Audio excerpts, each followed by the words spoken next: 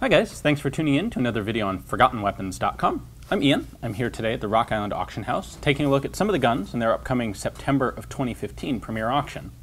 And you know, something that we have just a huge wide variety of today are very compact, concealable pocket pistols in reasonable calibers. It's really, frankly, pretty easy to go down to the gun store these days and find yourself a subcompact 9mm carry gun. Be it one of the new Glocks, one of the new Walthers. Everybody makes one. Kel-Tec makes one, high-end, low-end, everything. Well, it hasn't always been that way. Back in the 1970s, there were very few options for truly compact carry guns in truly substantial calibers like 9mm. Now, you could get them, but they were pretty much always highly customized gunsmith creations. And we have an example of one of the more famous one of those in its original 1 of 100 special edition that actually came out in the late 70s or early 80s. This is a 9mm ASP. Now, the ASP was developed by a guy named Paris Theodore, who really kind of was the real deal. If anyone can lay claim to the title of being like the actual Q from James Bond, it would be someone like this guy. In the early 1970s, 1970 in fact, he set up Seven Trees Limited, which was a holster making company, and he made great holsters. But in the back of the shop, he also experimented with all sorts of interesting clandestine guns. And frankly, the CIA was actually one of his big customers. He made a lot of guns for people who were going into dangerous places kind of on the sly. So DEA, CIA, undercover law enforcement, all these sorts of folks who were very interested in subtle, concealable, and yet effective and powerful firearms. Now, the ASP is kind of his signature creation. This started out life as a Smith & Wesson Model 39 pistol, which was a single stack, 9mm. They were pretty good guns, but they were large. They were service pistols, really. What he did was he made, apparently, more than 200 individual modifications to the guns, but the most significant ones were he cut the bottom of the grip off, cut the front of the slide off, shortened everything, melted all the edges so that there were less sharp corners on the guns, and came up with a kind of interesting proprietary sighting system. So why don't I bring the camera back here and let's take a closer look at this guy. So the ASP was a handgun that really was built around a whole system of close-range practical shooting knowledge. So what Theodore was looking for was a gun that wasn't going to snag on its way out, a gun that would be very quick to bring into action, a gun that you could shoot not necessarily, I don't want to say accurately, you obviously don't want to shoot inaccurately, but the goal was to be able to shoot effectively, very fast and at very close range, because that's the sort of confrontation that the gun was designed for. With that in mind, he did a number of things. The outside of the gun is Teflon coated, give it a nice slick surface. The grip panels were replaced with Lexan so that you could see inside and see the number of cartridges remaining in the magazine. Because this has been cut down, it has a 7+1 capacity. And, you know, for example, it was recognized very explicitly in the manual, in fact, that you cannot effectively keep track of how many cartridges you fired when you're in a gunfight, because there's too much else going on and you're not going to be paying attention to trying to count rounds. Hence, clear see-through grip panels so that you can, at a glance, see how much ammunition you have left. Well, I should also say, a lot of the edges have been rounded off on this gun to make it smoother and cleaner. The front strap, the trigger, and the grips are all left very smooth. This was deliberate. There's a little bit of checkering on the back strap, but the rest of it is less smooth, with the idea that you would not grab the pistol and get a bad hold, which was then kept in place by friction or checkering on various parts of the grip.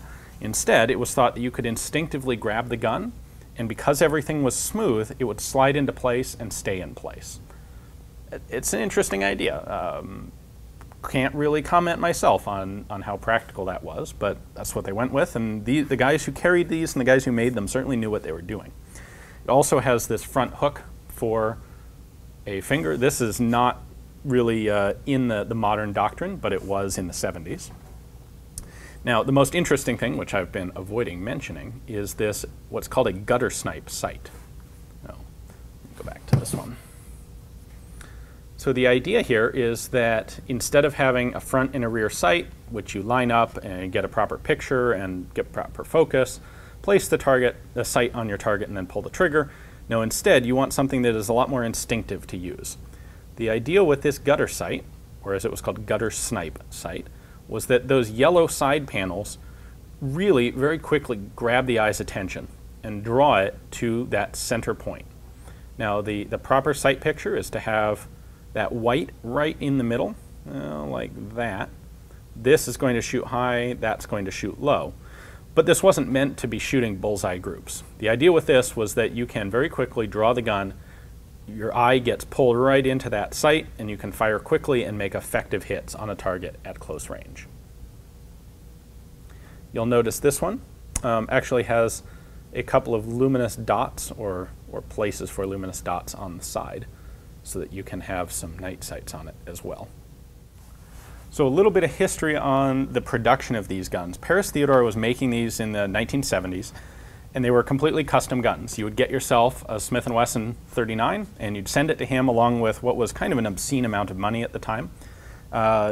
Numbers vary, and I think the price changed over the years, but you were typically looking at about $300, which you translate that to today's money and you're talking $1,500 or so. So quite a lot of money, more than the pistol, the base pistol cost.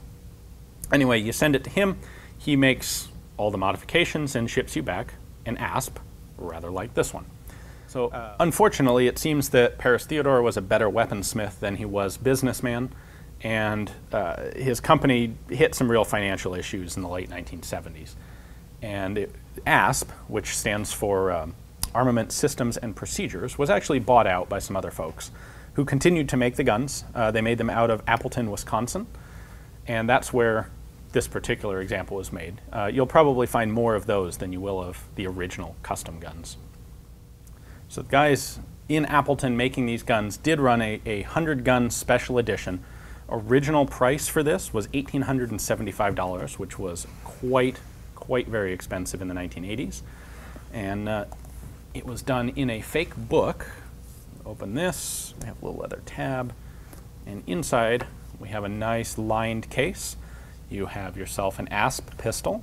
Instead of the complete Lexan grips, this has buffalo horn with a little Lexan panel in it. You have, and this was a voluntary, or an optional extra, the ASP logo tie tack. Apparently that was another $100 if you bought them with the guns. You have the dagger / letter opener here, and then underneath here you would have 2 spare magazines. This, as an auction lot, this gun actually comes with, I believe, 7 spare magazines. They just aren't in the book case right now. So that's the Special Quest for Excellence edition, which is where this particular gun came from. I think these are really interesting to look at from the point of view of, frankly, of development of the relatively high-powered and yet relatively quite small concealed carry pistol.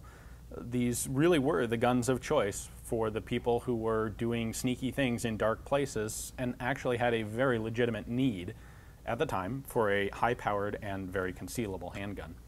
Now, I find it kind of interesting. A lot of the guns like this from the time, these and the Detonix 45s, the early ones, and the Semmerling manually operated 45 caliber pistols, there are a lot of people who will continue to say that these were the apex of development of this type of gun. And I'm not so sure about that. I think that is more an expression of nostalgia than it is of an understanding of true handgun development.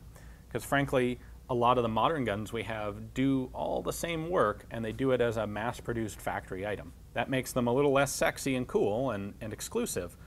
But these guns really did set the standard for the things that we kind of take for granted today. Well, thanks for watching, guys. I hope you enjoyed the video. If you've already got yourselves a Detonix and a cut-down Star and maybe a Semmerling, this can be just the thing to round out your collection of early compact 9mm. So if you'd like to own this one, check out the link in the description text below. That'll take you to Rock Island's catalog page on it. They actually have not 1 but 3 different ASP pistols in this auction, so We'll leave it up to you to poke around and find the other two. Thanks for watching.